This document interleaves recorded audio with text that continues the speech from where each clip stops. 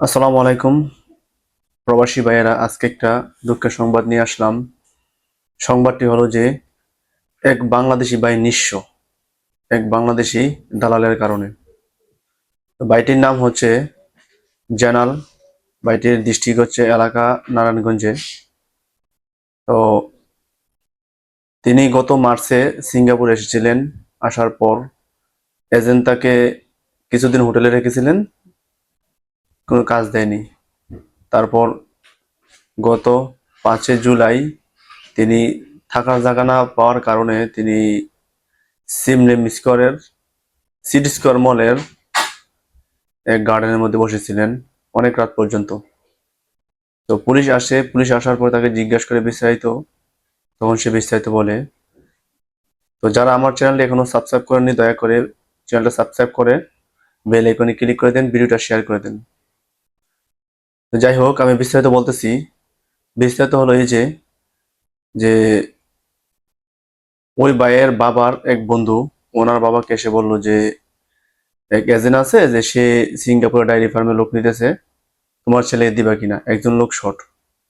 তখন তার বাবা জিজ্ঞেস করলো যে কিভাবে কি লেনদেন। তখন ওই ব্যক্তি তার বাবাকে বলল যে 8 লক্ষ টাকা লাগবে, আর সিঙ্গাপুরে $1000 স্যালারি দিয়ে প্রতি মাসে, এটা ফার্মের কাজ।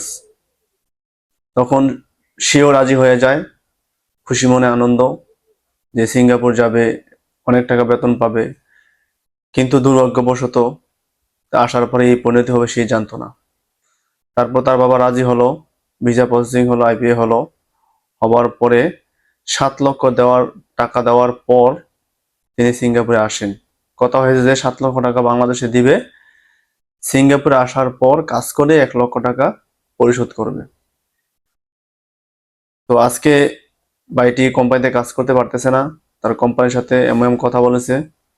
তো এই কোম্পানি তার টাকা হবে না। তার কোম্পানি বলতেছে যে এটা আসলে মিস্টেক হয়েছে, আইপিএ তাদের যে লোক ছিল এই লোক নিয়ে গেছে, এখন মাইগ্রেন্ট ওয়ার্কার সেন্টার এমওএম ওই বাইকে নিয়ে কাজ করতেছে। তো সবাই বাইটির জন্য দোয়া করবেন, বাইটির জন্য অন্য অন্য কোম্পানি দেখতেছে। বাইটির বয়স ছিল 25 বছর। বাইটির দেশের মধ্যে অটোরিক্সা চালিয়ে সংসার পরিচালনা করতো, ওনার 2 সন্তান আছে। তো আমি সবাইকে বলবো যে যারা সিঙ্গাপুরে আসবেন, শুধু সিঙ্গাপুরেই নয়, যে কোনো দেশে আসবেন, আপনারা নির্ধারিত যাদের লাইসেন্স আছে এরকম এজেন্সি দিয়ে আসবেন। কারণ আমাদের বাড়ির পাশে যে দালাল থাকে, বিদেশে থাকে, তারা আপনাকে অনেক কিছুই বলবে, কিন্তু বললে কি হবে, আসার পরে আপনি বাংলাদেশে বলেছে এক কথা, আসার পরে দেবে অন্য কথা। তো আমি আমার এই নিউজটা পড়ার পর আমার চোখেতে পানি চলে এসেছে।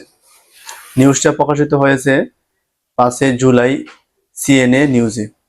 তো আমি এই নিউজটার লিঙ্কটা ভিডিও ডিসক্রিপশনে দিয়ে দেবো, আপনারা সবাই বিস্তারিত পড়বেন। আর সবাইকে অনুরোধ করব, সবাই দেখে শুনে বুঝে সবকিছু জেনে শুনে বিদেশে আসবেন। কারণ দালালরা সব সময় প্রস্তুত থাকে কখন আপনাকে ফাঁদে ফেলবে, আপনাকে ফাঁদে ফেলে আপনার কাছ থেকে টাকা নেবে। আমরা একটু চিন্তা করি না, যারা দালাল আছি একটু চিন্তা করি না যে আজকে মারা গেলে কালকে দুদিন টাকা পয়সা কোথায় যাবে।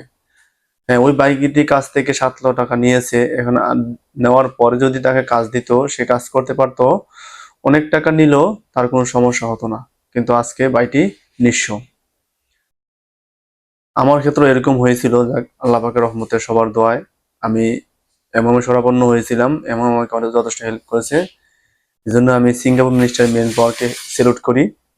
অ্যাকচুয়ালি সিঙ্গাপুরে minister of manpower MOM, MWC, TWC two ওরা শ্রমিকদের নিয়ে কাজ করে, ওরা বিনা পয়সায় শ্রমিকদেরকে সহায়তা করে। তো যারা এরকম বিপদে পড়েন, বিপদে পড়লে টিডব্লিউসি2, মাইগ্রেন্ট ওয়ার্কার সেন্টার বা এমওএমে যেতে পারেন। তো আমার ভিডিওটা যদি ভালো লাগে, আমি যে কথাগুলো বলেছি এই কথাগুলো যদি কোনো কাজে হয়ে থাকে, আপনাদের উপকৃত হন, তাহলে আমার ভিডিওটা সাবস্ক্রাইব করবেন, লাইক করবেন, কিছু কমেন্টস করবেন, আর ভিডিওটাকে শেয়ার করে দিবেন। ধন্যবাদ সবাইকে, গুড বাই।